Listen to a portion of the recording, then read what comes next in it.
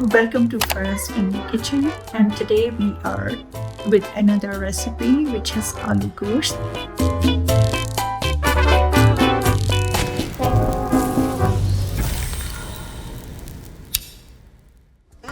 It's a 1 pound of goat meat, 2 cups of water, half cup of oil,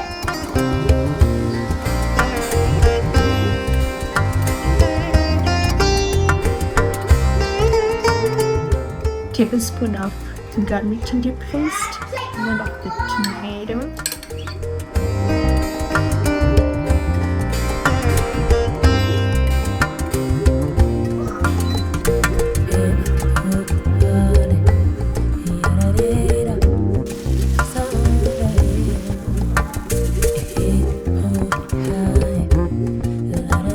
this is the final result. I hope you will enjoy it.